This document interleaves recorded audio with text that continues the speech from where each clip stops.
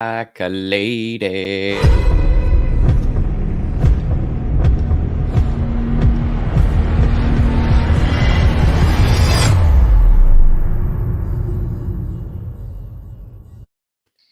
Welcome to episode of 189 Fourth and John. I am Gail Saunders here with Evan Hollywood Hearn and Mr. Prime in the building. Can we call this emergency podcast? Maybe it's kind of a. I'm kind of. It's a little late to the emergency, but yeah. It's an exciting podcast. Exciting podcast, yeah. I thought Friday was going to be a Netflix and chill. It turned out to be a Netflix and Anthony Harris. As I watched all the highlights and kind of like figured out, wow, they pulled this off. I can't believe we actually got a quality safety. You're talking about the market out there, one of the top guys out there to be had. We have a guy in the fold who has relations with not those kind of relations, but he has relations with Gannon, and will be getting back to what he's used to doing. And hopefully he's a guy in the mix that kind of echoes home what Gannon wants to see in his defense, in his safeties. We have McLeod coming off injury, torn ACL. We have Kayvon Wallace. We don't really know who he is yet as a player. Jalen Mills, the hybrid defensive back, is no longer in town. But at the end of the day, we have a safety that you can hang your hat on. He's been pretty solid over the last couple of years. Anthony Harris, sixth season last year, 58 solo tackles, 7 passes defended.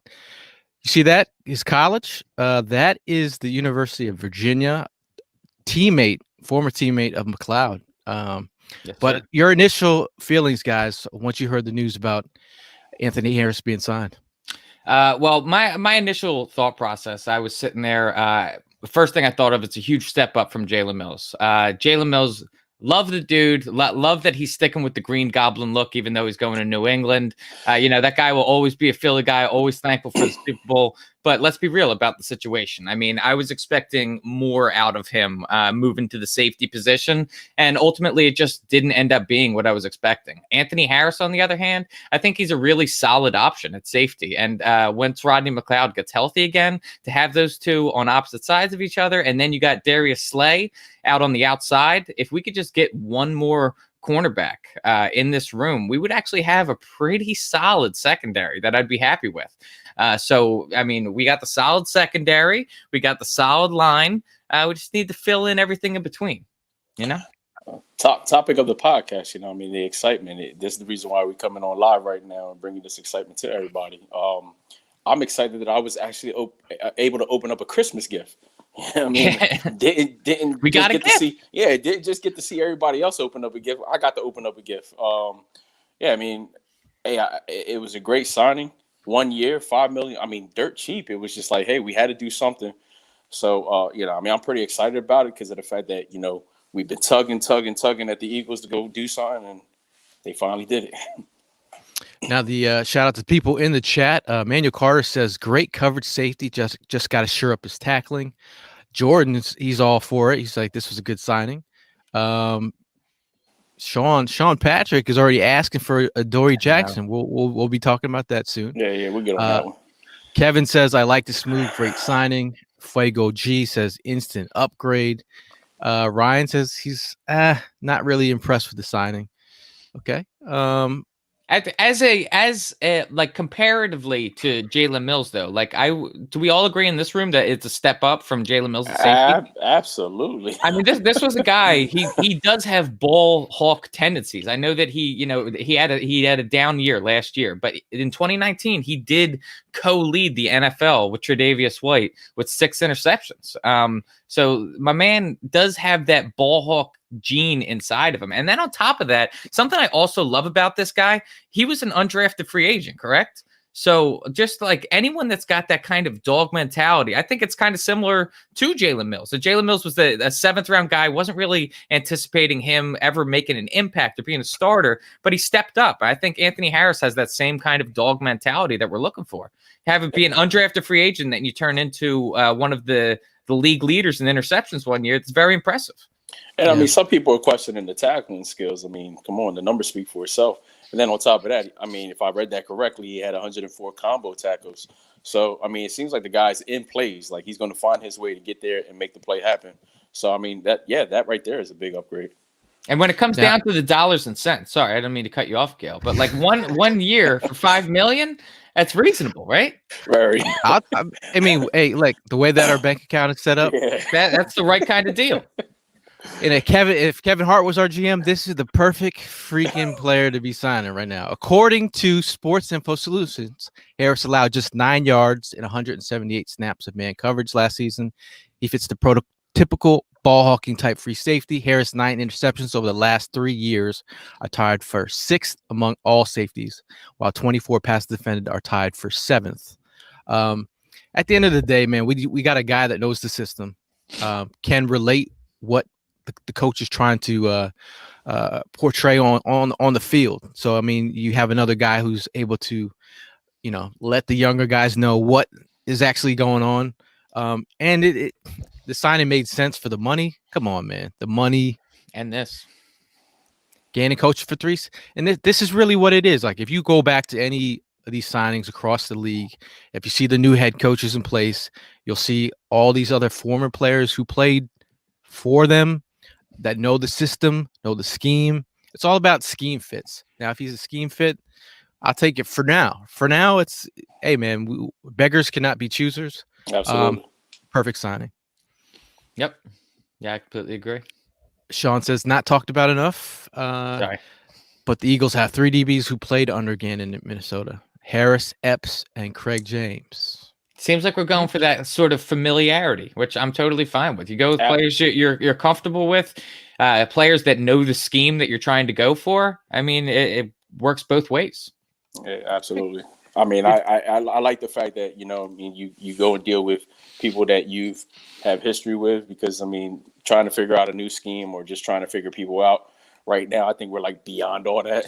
Mhm. So, I mean, let's go into the season knowing our guys, as much as we do.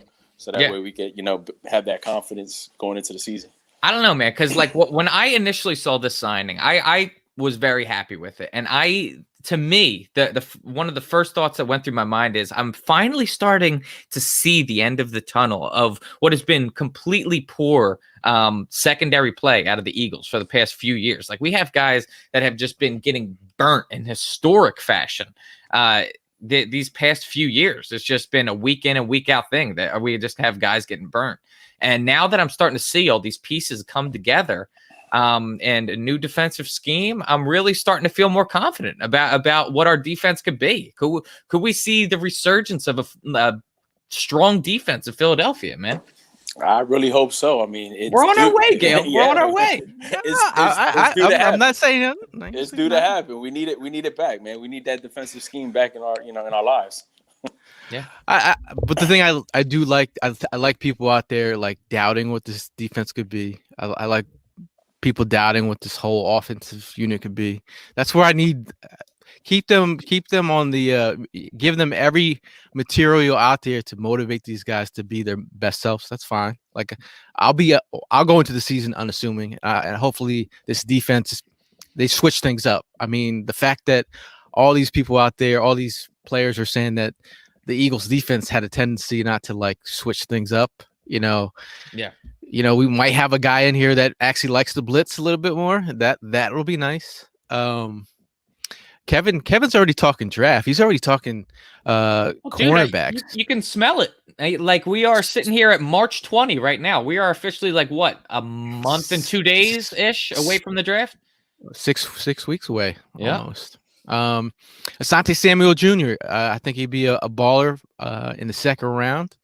He's a playmaker. He's got his dad's instincts, I believe. So I mean, he's a guy that I'm looking at. People might knock him for his size, but he's got a big heart out there, and he's a playmaker. Mm-hmm. But that goes to another point that we just mentioned about Adoree Jackson, a cornerback who's also visiting with the New York Giants on Monday. He flies out tomorrow. He'll be there on Monday for a meeting with the Giants, and he has a meeting with the Eagles Monday night. So if things don't work out well with the Eagles on Monday, with the Giants. I mean, with the Giants on Monday, and you don't like how it smells out there in Jersey, because they are in Jersey, not New York, you can come down to Philly and down 95 and be with the most rabid fan base there is. And if you make one mistake, we'll let you know. Yeah, Definitely let you know. And talk about mistakes. This is a play from preseason. If you guys remember this one. All right, he's at the top of your screen, Marken Michel. He's going to run a deep post against quarters coverage, which means there's 4 guys deep. And I'll circle him right here. You see Michel against Adoree Jackson. Adoree gets spun around, tries to go for the ball, not able to do it. And what a throw by Sudfeld to hit him exactly in stride. Tutty Suddy, look at that. and Marken Michel. How you feel now? People will find receipts everywhere. That doesn't mean that he's not gonna be. He's not gonna be a player here. It's just we have receipts. I everyone remembers. I was just like, Adoree Jackson, USC. Okay, yeah, Marken Michel. I remember that play. I put it on Twitter that time he got burnt by Marken Michel. Yeah. But I mean, overall, you talk about CB2, right? The position that we all knew that we needed to really address. Yep. The Eagles put Asante Lil Tay out there. Lil Tay needs to be inside. We all knew that. So the fact that they put him at CB2, prior to the season starting, we You all mean knew Avante? that. Avante Maddox? Yeah, I call him Lil, yeah, I call him yeah. Lil Tay. Lil Tay. Okay. Lil Tay. I thought you said Asante. That's my bad. Lil Tay, Asante, Lil Tay. But can we all agree that that was kind of a mistake having him outside? Yeah, Yeah, absolutely. And there was a lot of us that went into that season with saying it with our chest that Avante Maddox was going to be just fine on the outside, and we ate crow, man. We certainly did, because my man got burnt. He didn't live up to the expectations, and then you end up just watching guys like Sidney Jones and Rasul Douglas just actually find production in their new home. So that was a swift kick in the groin. Yeah, I'm glad. I'm hoping that we can go ahead and make this move. Not saying that Adoree Jackson is going to be the guy, but we definitely got to go ahead and get Avante out of that position, back in the inside. We need to get away from that because, like Evan had pointed out, I mean, he got burnt too much. And it was just like, again, the expectations going into the week. As soon as that ball got turned over to the defense side, it's like, oh, shit, who are they going to go and attack? You know what I mean? And I was one of those guys like, oh, man, watch Avante. You know what I mean? Who's going to be on him? So, yeah, I really hope we just address that position. If it's not with Adoree Jackson, you know what I mean, we just need to address the position, period. And I feel like the board sets itself up nicely for us to go out and get a cornerback in round 2. Hopefully, there's Newsome out of Northwestern, I believe. Asante Samuel. Omar says Eric Stokes. What do you ran up? 4.25, Eric Stokes? 4.25. We're talking about 4.25, burning. yeah. We're talking about getting burnt. How about the burning speed, man? I think 4.25. Campbell ran a 4.28, 2.9 something. Everyone's gonna run a little bit faster this year since they're not at the combine. Because it's unofficial, yeah. Those pro day numbers a little bit faster, but hey, man, like again, I think Just the like on value, your driver's license. yeah, or your height. You're like That's what I mean. On five- your driver's license, sure. 5'11", sure. yeah, or my weight. I'm not that fat. I'm like, okay. Like how much you weigh? 175. Okay. But I the value of the board in the second round to get a cornerback, or even going back and getting safeties, I'm cool with that too. I'm telling you, this draft has the possibilities of setting us up for success. It kind of fits all our needs in terms of where we fall in the draft and where the board fits. So obviously, Eagle fans are clamoring over cornerbacks. Hopefully all you guys are doing your homework. I've done my homework on the top cornerbacks. I'm working my way down right now. I was watching some stuff on Newsome. He's an interesting prospect.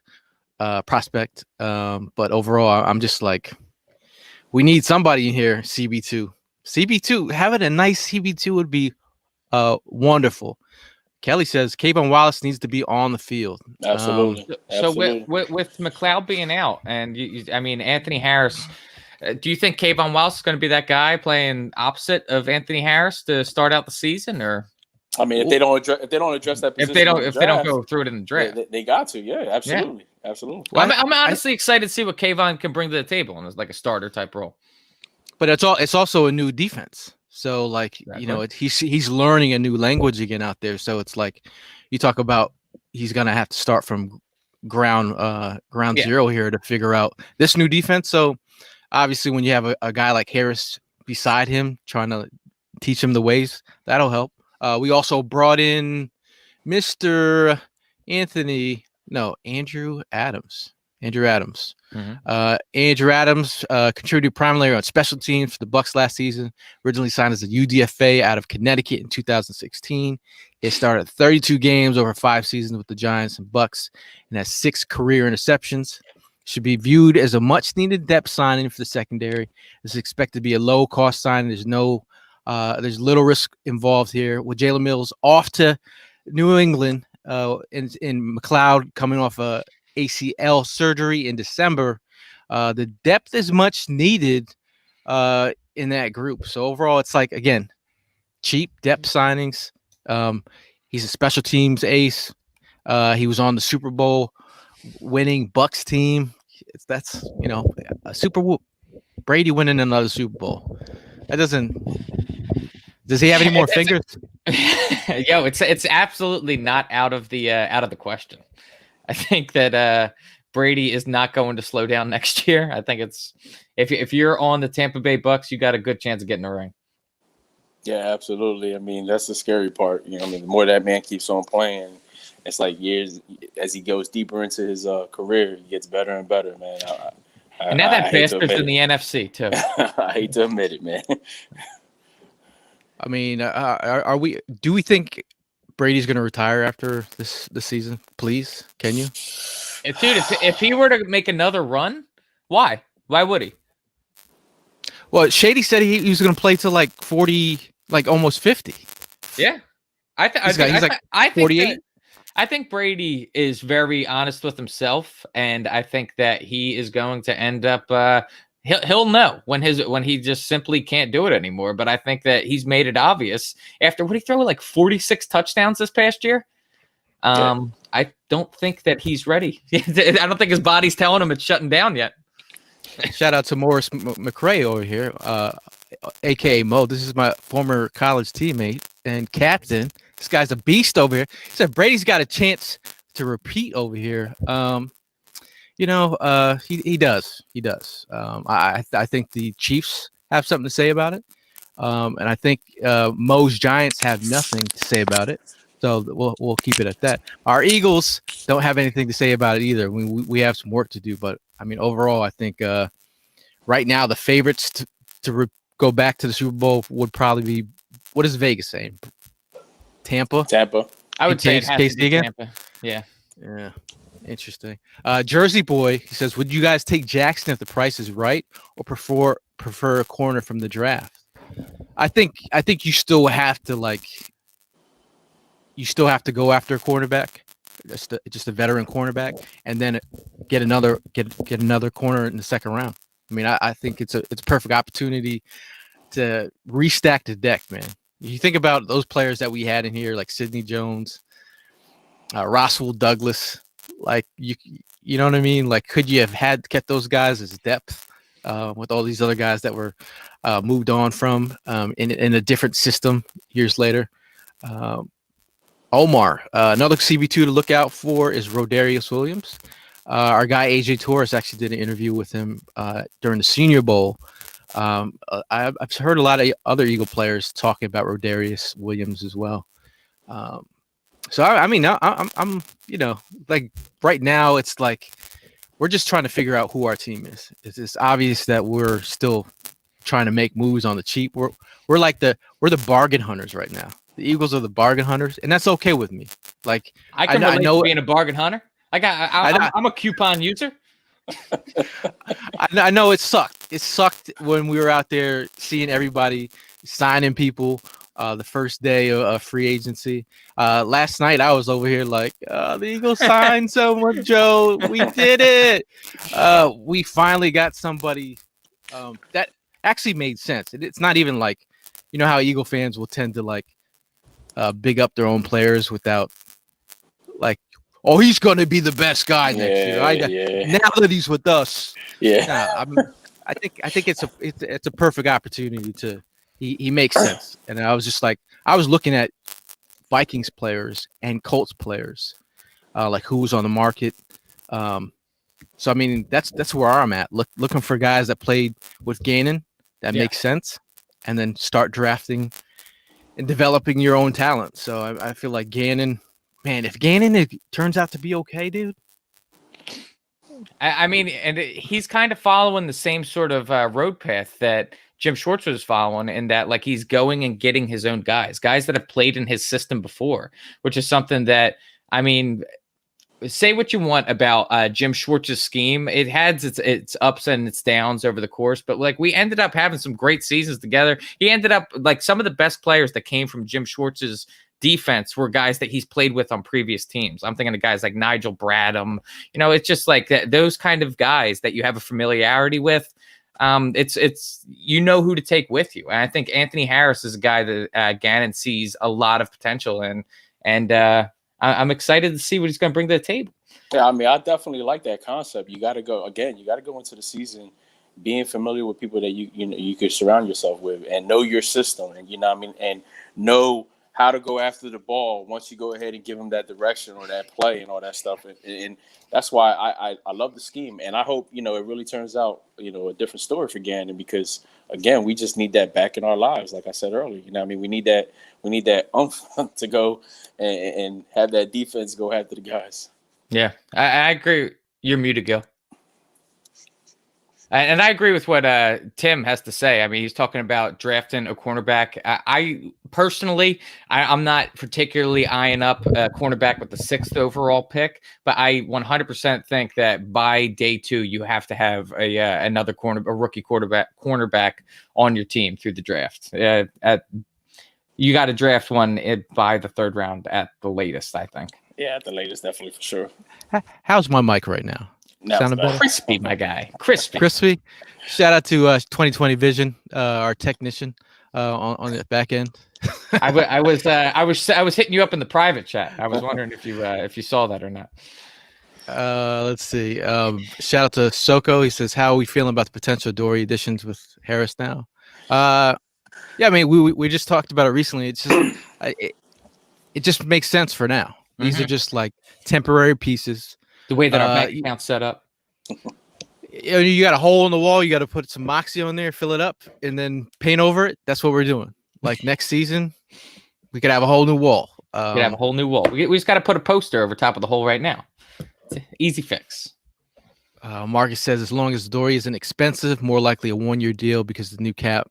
Yeah, I mean, a lot of these players get that 1-year deal, get your weight up, get your stock right, and then when the new TV deals in place, all these teams are going to have extra cash, and you get that other deal, dude. Now, I know that we've been talking about, you got there before I did. I know we've been talking about defense primarily this entire show, but I did see John Clark's tweet right before we started this podcast, and he was talking about the possibility of Nick Foles finding his way back in the nest. I mean, guys, can we put this one to bed, please? Can we please put it to bed, or is this just going to be a story that exists every offseason until Nick Foles retires? I don't think it's ever going to get put to bed. You know what I mean? You're going to bring the man if they decide to bring that man back. You got the statue out there already. I mean, it's going to be an ongoing matter, no matter how you look at it. Yeah. And don't get me wrong, we need to address the QB situation, but with that, are we satisfied? I think in terms of having a young quarterback with confidence who's willing to fight, I'm all for that. Do I think bringing in a veteran quarterback to help lead the way and help mentor, that'd be nice. Even a guy who, we were thinking Fitzmagic. We were thinking maybe Tyrod Taylor. We were thinking Jacoby Brissett with relations with Sirianni's system, but that didn't work out. So now we're sitting here, we're ghost riding. We're ghost riding the whip with Jalen on the side doing his thing. And for now, I think imagine if they get Kyle Trask from Florida. Another QB controversy.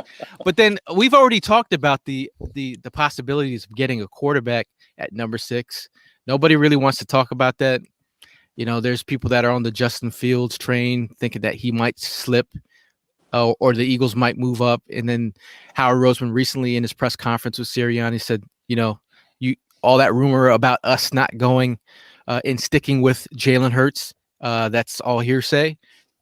Obviously, nobody's going to show their hand prior to the draft. A lot of pre-draft smoke is out there. It's up for us fans to kind of like decipher what they really are trying to do. But I think, has Hurts showed you enough to not be the guy? No, I don't think to be the guy, the franchise. He's showed you enough to trust in him maybe in a year. But like that's not how scouting departments think. That's not how GMs think.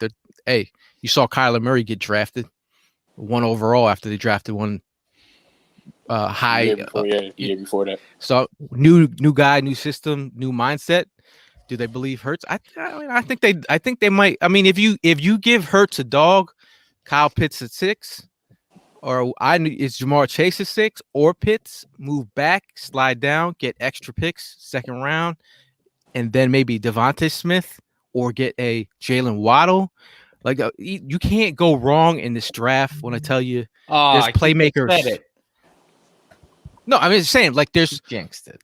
There's playmakers there, like Pitts, like Jamar Chase, Waddle. I agree with you, but those are all dogs, though. Though I would not feel weird about any of those guys if we got them. I 100% agree with you. 100%. I normally don't say that. But to say Howie Roseman, there's no way he can screw this up. Oh, bro can screw. He can screw it up. He can screw it up. Big time. Big time. People are wide awake this morning. Shout out Tim, Complete Kicks over here. Check out his sneaker podcast, man. Diehard Eagle fan. It's been on the show, friend of the show. Yep. He's going for cornerback Tate Gowan in the later round. Interesting. Another little I believe Tate another little Tate. I think he did. The Eagles have shown interest in him. I think he had a virtual Zoom meeting with them. Kevin is speaking from the rooftops. Let's get off the Foles train. Please, with Kev. you, Kevin. Preach, We're bro. with you. Preach. We are with Soko's saying take Jamie Newman at 150 and let Jalen cook. What about, like we talked about Kyle Trask? No one said anything. His offensive coordinator's here. You draft Kyle Pitts at 6. His old tight end is here. Wow. I mean, yeah, and we are also seeing that the Eagles are going for guys that they've worked with before, and they're going for that kind of formula with this team. So it makes sense. It adds up. How he's salivating at drafting a punter early. Michael's like, you can't go wrong in this draft. No, I said you can't go wrong with those guys, the playmakers at the top. I'm telling you, if he completely messes this one up, me, you, and a whole bunch of people, we're gonna be at NovaCare waiting outside, bro. Like I will be there.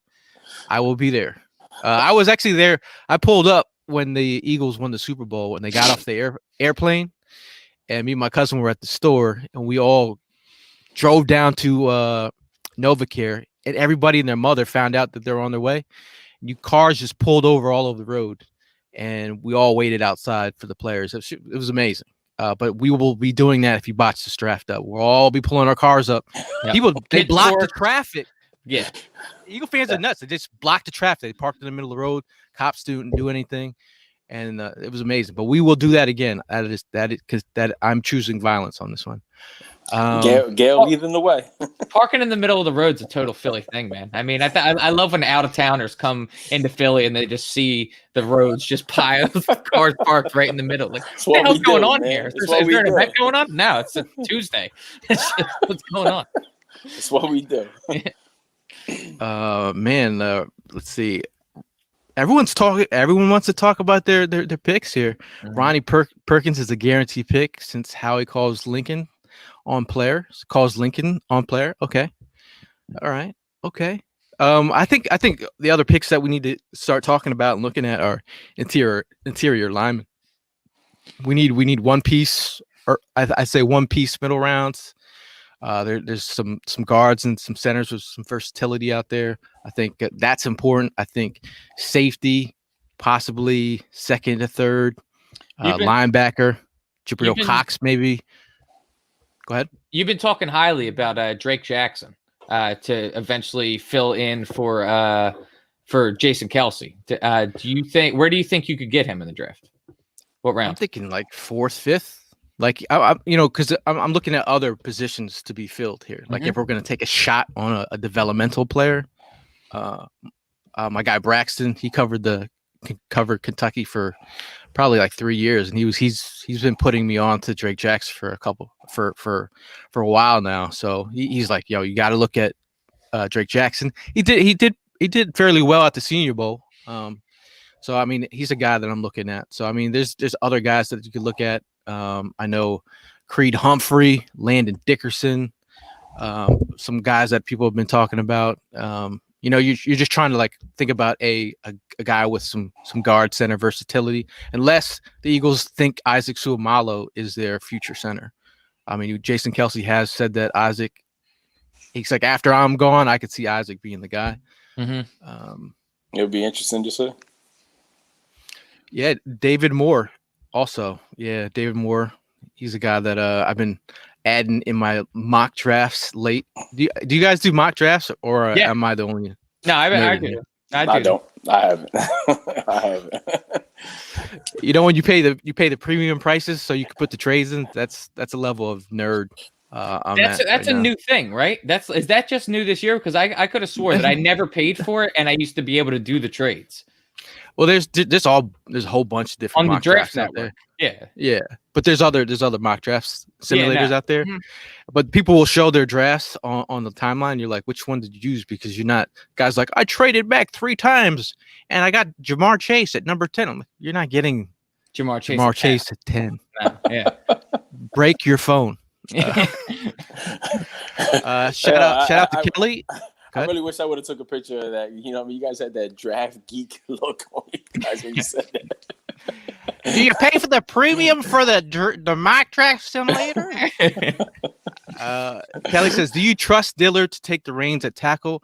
I'm not high on him. I think some people would have to be high on him. No, I just think shout out to Dillard. He's part of the Prime fan club. He owns a Prime helmet. I was there when Prime placed the helmet in his hands, and he was so excited. But who, Dillard or Prime? Dillard. It was a moment. It was a moment. I mean, I think Dillard could be serviceable. I don't think his career is over by any means. I think people are just like down on him, not high as in high on him. But I gotta be honest, man, and it's gonna sound silly, but like I really think that there's a lot that goes into just how people view him. Because I think that like when a lot of people saw the J-Jaw with the umbrella, that's like until J-Jaw steps up and moves beyond that and has a breakout season, everyone's just going to go J-Jaw. Oh, for the guy that needs the sun umbrella. I think that sort of same thing is going on with that Dillard. Andre Dillard crying, bro. When he was getting beat the hell up by Josh Sweat. And so, like, until Dillard shows like that he's got that dog mentality, everyone's going to point back and be like, okay, wasn't that the guy crying during training camp? I'll go with the ukulele player. Thanks. I mean, if Dillard shows up in some cornrows and a couple fronts, he's like, yo, this is the new Dillard's here, bro. Like, ain't nobody stepping on my toes. He shows up like Denzel on training day, just for and then training camp. Yeah, he's like, y'all to be what's that line from Denzel? You the man up in here. But he got into a fight with what's his name? My brain is not working today. I can't even. He got into a fight in training camp. Was it with Josh Sweat? Oh, not Josh Sweat. It was I can't think today. Yeah. Well, he got. You know what I'm talking about. I remember the story. I just forgot the. Who's our other Barnett, defensive end? Barnett. Yes. Jeez, man. Oh, Derek God. Barnett. Man. I mean, if Derek Barnett is punking you right now, but it happens. This is football camp. Not everyone. That is part of the football camp. You know what I mean? You go in there with that mentality. Everybody's fighting for a job. So, you know what I mean? The frustration is going to go ahead and definitely surface. It's how you handle it. It's how you handle all this stuff that comes your way. I mean, that's just things in general. You know what I mean? Just be blessed in the fact that you are given the opportunity to play in the NFL, man. Go in there with your pride and don't let the little petty shit, you know, take over your life. You know what I mean? But that's the problem with Dillard. That's the problem with whatchamacallit too. Like, I mean, come on, man. Like, just go in there and beast it out. Go get that job that, you know what I mean, you came into the NFL for. Yeah, Kelly says, I didn't think he was a first rounder was my only thing. Yeah, I just think he, you know, his mobility is what people were liked in this game. I think Stoutland was excited about his smarts, the way that we like, you know, count steps and stuff like that. I thought his functional strength would be an issue coming out early, coming out as, you know, his first year. You're talking about a guy who was like super light when he came out. I think he was like 260 pounds when he got to college. I think his dad was actually a big standout linebacker at Washington, Washington State. Yeah. Point blank, he has a lot to prove this upcoming season. Oh, so, yeah. Yeah. Hey, but all I got to say is shout out to him for being part of the Prime fan club. You know, appreciate that. I think we got another shout out. I mean, we got some YouTube select. We got Joey Shakes in the house, man. Yeah, Joey Shakes is a celebrity, guys. If you guys your content, man. If you don't realize Joey Shakes, man, this guy's doing it on YouTube. He says, "What do you think of Anthony?" I think it's I think we're all big on it. Yeah, we mentioned earlier, we're just like, it's a perfect signing. The way that our bank account is set up, in my Kevin Hart voice, I'll say it again. Perfect signing for the moment. I think having Adoree Jackson in, you know, he's an athlete. You know, I feel like he's serviceable. I think he was set to make like 10.4 million, and the Titans let him go. They saved like $3 million and that let him walk. So I think overall, I mean, he's better than what we have right now. I mean, definitely a step up. I mean, we saw some, you know, what was Michael Jacquet out there? Ooh, former tire salesman. Bro went from selling. He sold me my Jetta. Oh, he was like, yo, I'm selling tires, and now I'm getting scorched on national television, and no one's like. He's out there like, help me. And Schwartz is like, we had no one, like, you could have put anybody out there to help him. Pull the Julian Edelman, somebody. Put somebody on the side of the ball. He was getting murdered. Let's see. Paul, shout out to Paul from London. He says, we need to get Ertz out because the situation is not looking good for us. Do you agree? That writing's been on the walls for damn near a year now. I've been saying, we've all been saying that Ertz is not going to be here to start the year. I just don't see that happening. It's got the smell of Howie written all over it. Just that he is trying to kind of poison the waters as far as Zach Ertz and just get everybody comfortable with getting him the hell out of here. It's ultimately going to happen. I think Ertz is going to get moved. I think that especially there's no way on God's green earth that if we were to go after Pitts during the draft that Ertz were to still be here. We plan on moving forward with Goddard and whoever else. Ertz says it's unfortunate because I really liked Zach Ertz as a player, but his time in Philadelphia seems to be up. I'm going to miss Julie. Yeah, I know you're going to miss. Hey, man, it's. I'm gonna miss hey, Julie. You can always watch U.S. soccer, U.S. women's soccer, and you can always wear her shirt and still rep the brand. No, I think. You better tell your wife. Already did. I think Ertz. You know, I feel like, you know, the Bills. They were told that all that smoke and mirrors at the Bills. They just signed a tight end as well. But I think Ertz. Even his brother had mentioned it. He's like, you know. He's like, I'm not speaking for Zach, but he doesn't want Zach will tell. Even Zach will tell you if he doesn't want to be part of a rebuild, and he'd like to go somewhere else and start fresh. A2D T-ville, I want younger talent, develop depth across the board. And if that younger talent could be a Kyle Pitts, that's some dominant younger talent. Dallas Goedert and Kyle Pitts would give defenses the shits. If you see those two lined up, you're like, how are we going to match up to this? I was watching Kyle Pitts against J.C. Horn. J.C. Horn out of South Carolina. One of the top corners on the draft. Aggressive, real, just get in your face, nasty attitude type. He had perfect coverage on Kyle Pitts. Perfect. And he still was uncovered.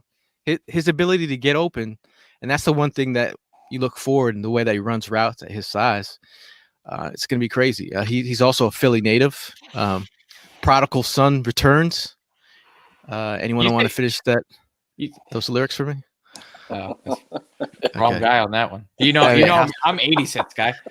I mean, House of Pain. But as far as but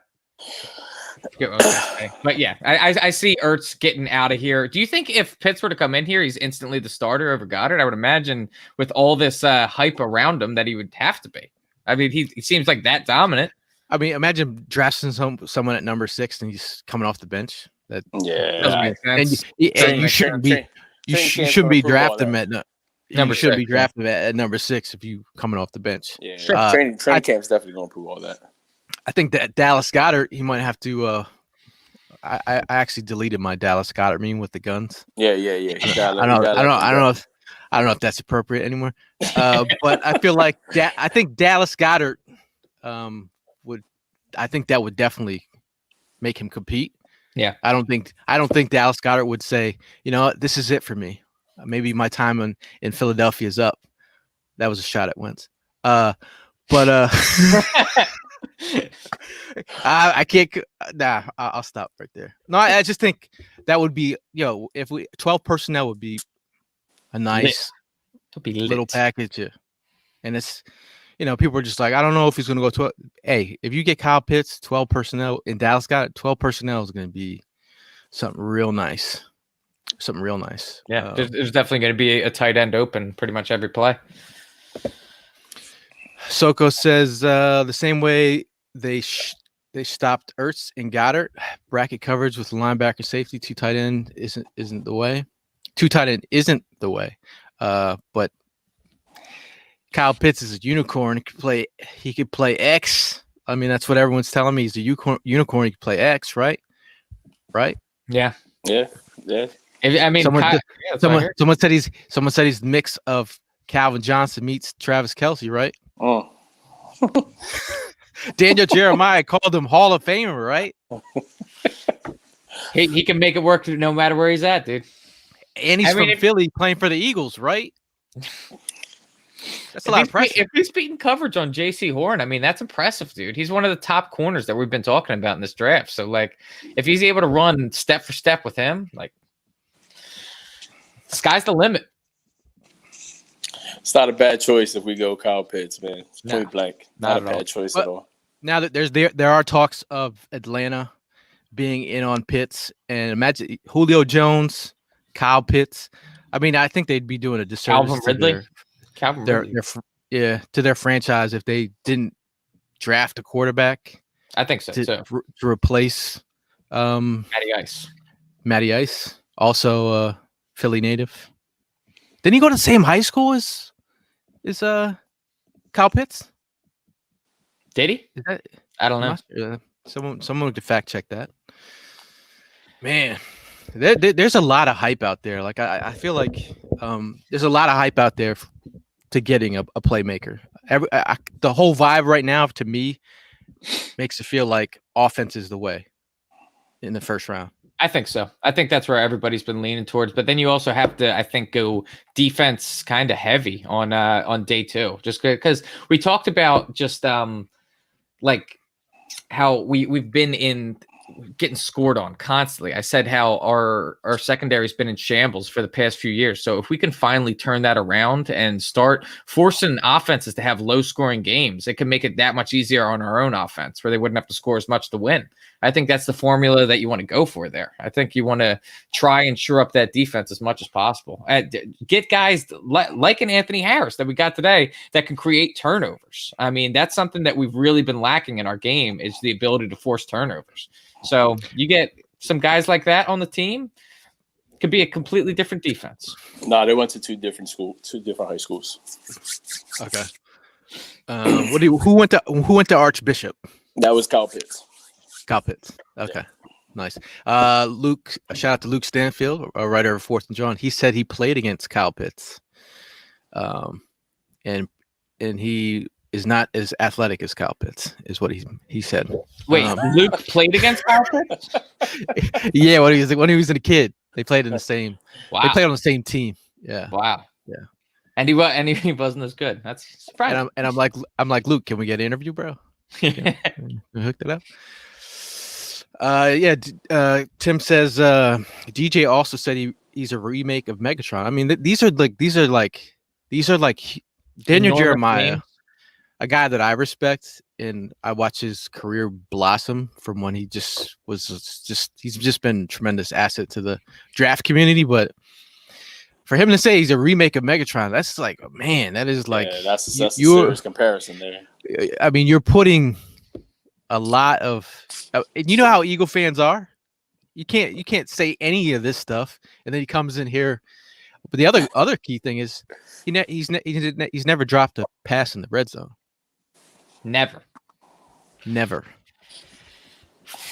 I got to be honest. I was a few weeks ago. I was in the place of I'm fine with drafting Kyle Pitts, but I wanted to move back and get him at like 8 or something like that. I've been talked into taking him at 6. If he's on the board when he's there at 6, everything that's being said about this guy is very impressive. I mean, you have, like you said, Gail, Daniel Jeremiah, you have guys that are well respected in the industry that have the highest praise for this guy. So if they see that, I mean, you can make me believe it.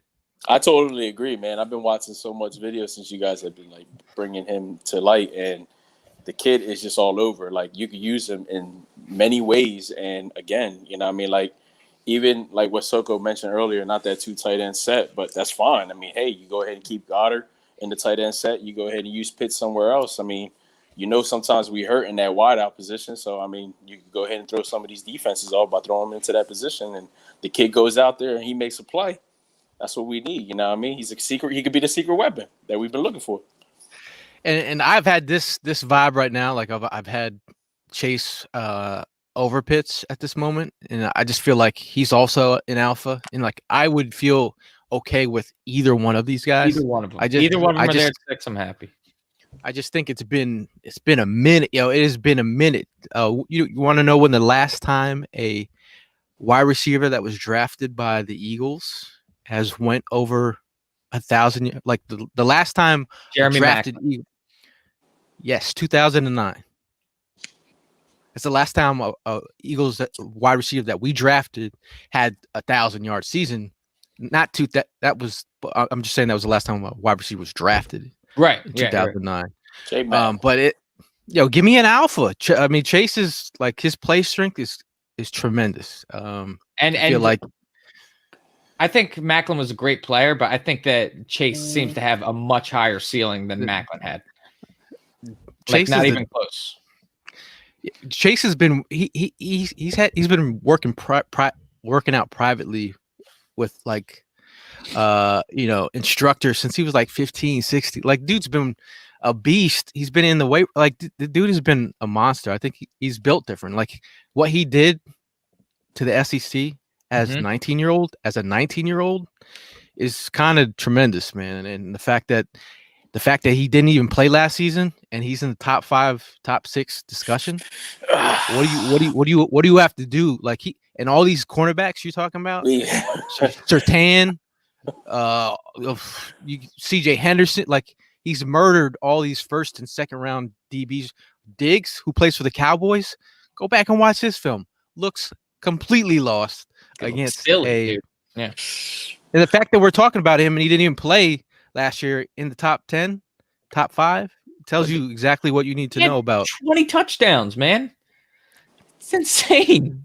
And people are like, just like kind of like even Waddle in the discussion, like, Devontae Smith would not have that Heisman season if Waddle played. Yeah. They would have to share the ball. And I'm not taking anything from Devontae Smith at all. I'm just saying that that he would have won the Heisman if Waddle was here. But because people are looking at Waddle like, Waddle's now coming in the discussion. Yes. He's been in the discussion. That ball would have been spread out a whole lot more with Waddle in there. But Devontae Smith, man, he put some tape on film. So absolutely. Pretty exciting. Absolutely. Yeah. But then again, we've had this discussion before. We've been in this boat. You know what I mean? Then come draft day, it's like, ugh. I really think that like Pitts and Chase, they are the top tier of what we can get at the 6th pick overall in the draft. And if you if you don't end up with either one of those two and you end up with a Smith or a Waddle, like that's fine. And I think it can work out. But like if you're going for top shelf stuff, it's got to be one of Ja'Marr those two. Chase or it's Kyle Pitts. It's got to be one of those two. Yeah. Marcus said Jordan Matthews, he was off by 3 yards, my guy. 997 yards. That was the first guy I thought too. Yeah. So Coach A2D Tville says Coach Siri is talking about 13 personnel already. I mean, bro, he's gonna bring an element. I mean, people might say whatever they want about his pressers. Like, bro, let the guy live right now. Yeah, absolutely, please. When Doug came in, you were like, were you like, was he the Super Bowl winning head coach? Not at all.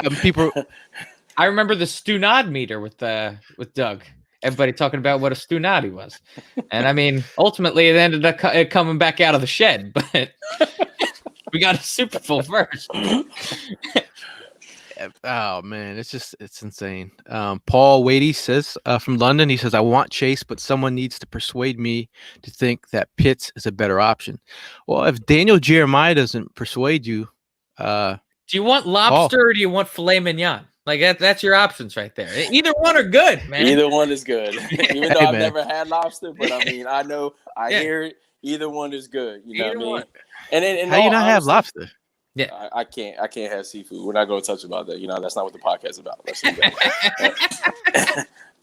Nah, but I mean, like honestly, since being back at Philly for that draft that we had here, I haven't felt like this, since then. You know what I mean? When Ezekiel and Carson Wentz were in that top to either go either way. Like, you know what I mean? I was good with either grabbing Ezekiel Elliott at the time or I was good with grabbing Carson Wentz because we weren't sure what was going to happen. They went all in, got Carson, you know what I mean? I was definitely, happy and excited about it. But that's the last time I felt like that, you know what I mean? Because these drafts recently since then have been crazy. But again, having that feeling, you go into this draft day and you're like, you know what I mean? Please, Howie, don't mess this up. Like, it's got to be one of the two. And then, you know what I mean? You make that decision. You make the decision that us, the Philly fan base, wants. And then, you know what I mean? I really feel like the rest of the draft can go just as smooth and start filling in the gaps that we need to go ahead and draw attention to. So what you're saying is since we got rid of Cam Johnson, we're going punter at 6? Nah, Tim says, Timothy from Facebook says, Howie to Nick, so we need a kicker at 6. Get the kicker from, Rikers Island. Man, listen, that kicker, Rikers Island State. That kicker better kick. He better be the first one to tackle, all right? Fumble recovery, and then run it in for a touchdown every time.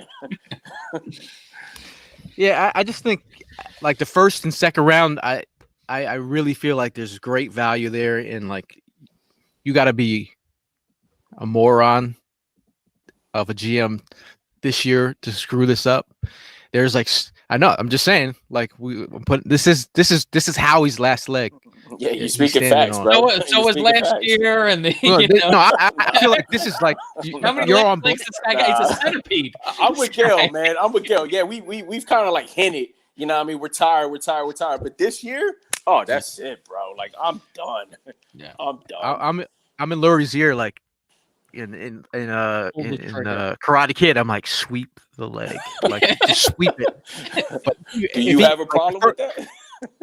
the first and second round, like that, I don't think you can't.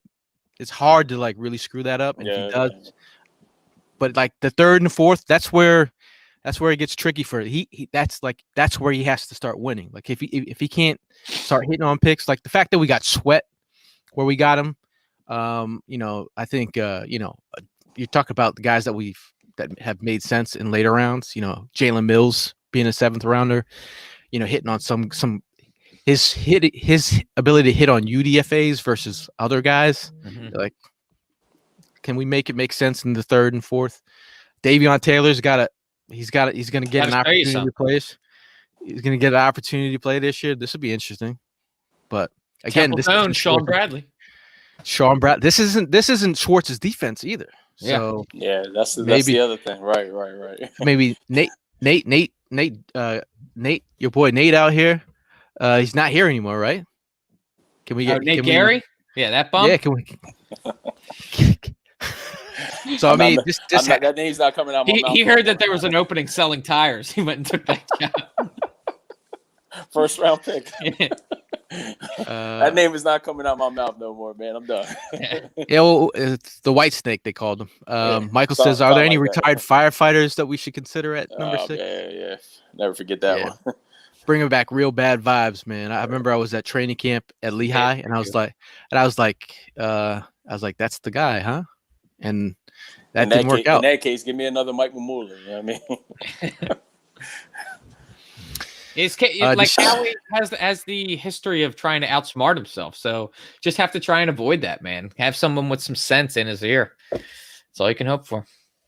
Yeah. I mean, if we have some linebackers that can cover, I mean, it would add a nice little element. Like we did a talk to prospect. Shout out to Chris Malley on Jabril Cox. We usually try to pick guys that we kind of think that would make sense. That's why we usually do these talk to prospects and try to figure out guys that we think that make sense for the Eagles. Dude's got over, close to 1,000 snaps in the slot. I'm not going to say he's a thumper, but he's a guy in space that can run for his size, 6'3", 231.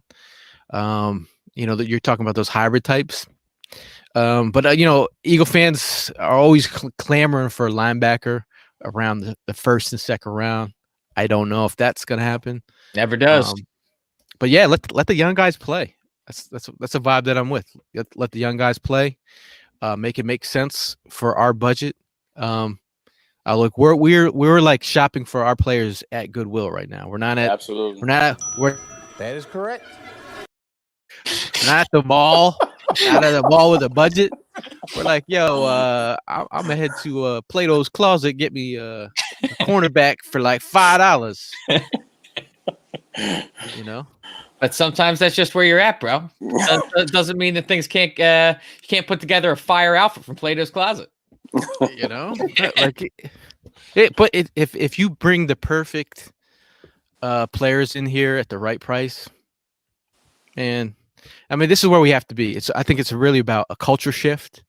We went this whole podcast without mentioning the quarterback in Indianapolis, and I feel like whether you like it or not, it's a big culture shift in the locker room because it's more of like an elephant in the room, and that's a small locker room. And like if there was a divide there, or there was a sense of weirdness or something going on in that locker room, I think it's going to be a weight lifted off a lot of guys' shoulders, just having that opportunity to like, all right, well, Jalen's the guy now. Let's start fresh. Let's start doing what we do. Hats off to Wentz. We watched his presser. I think he looks like he's in a little bit of different headspace. Mm-hmm. He's out here doing little talk shows and giving little nuggets. What was your thoughts on the jersey number selection? I mean, was that intentional? Is that something that he's trying to put a chip on his own shoulder? That's the way I look at it. I mean, I think it's him showing who's going to be the better number 2. That's my opinion. Or that he's second to Jalen Hurts. We know Pitts, Michael Pittman didn't give him. Yeah, he didn't want to give 11. Right. Yeah. Right. So 1 + 1 = 2, or like he said he liked the number 2. Or is that a it's kind of weird, man. It is kind of weird. But also shout out to Giovanni who was able to break the news of the number 2 that was jersey. awesome, man. That was definitely pretty awesome, man. Well done by the Colts organization, honestly, Yeah. giving Gio the ability to drop that nugget. Yeah, Man, that was I'm real talking cool. about breaking news at age 13. Hat tip, my guy. Man. Hat tip, my guy. But we're hitting the hour mark here, guys. I mean, there's a lot of talk. There's a lot of draft talk that's continuously going on the next couple weeks. Keep a lookout on these the prospects that are coming out. I know we're going to be dropping. We just dropped a Jalen Waddle. We have a Devontae Smith out there. We did a couple of cornerbacks, Surtain and Caleb Farley, Javonte Williams. Still got to do one on Kyle Pitts because he's the tight end god right now. He is. That one. Look for that one next week. But any last words before we get out of here? Prime, start with you. No, you know what I mean? Just everybody stay safe. Keep looking forward to some moves being made. Yeah, excited to go ahead and see what these young boys are going to go ahead and bring to the table. Other than that, you know what I mean? It's always go Birds. Yes, sir. Evan. I'm excited about the Anthony Harris signing. I'm starting to think that this defense can really start to turn it around. Excited for the days to come. But today's a big day. One of my favorite people, my sister, Lindsay Hearn. I want to give a birthday shout out. Happy birthday to my sister, Lindsay. Happy birthday. I mean, you're the best big brother ever, dude. Last words for me. I'm kind of just letting everything unfold. You know, it's like you could sit out here and shoot off some hot takes, and it's just a matter of like you got to be patient. You got to see what they're trying to do here. See what pieces make sense for the team and for the budget. I'm all about the youth movement right now. I think bringing good energy and good vibes and good health. Let's all pray for the doctors that are working with the Eagles this year. Let's pray for them. Have them put their best foot forward this year. But overall, man, I'm just excited for the draft coming up. I think that's where you need to win, and that's where you need to get better. And there are playmakers to be had. But until then, we will see you guys soon. And as always, it's fly, Eagles, fly.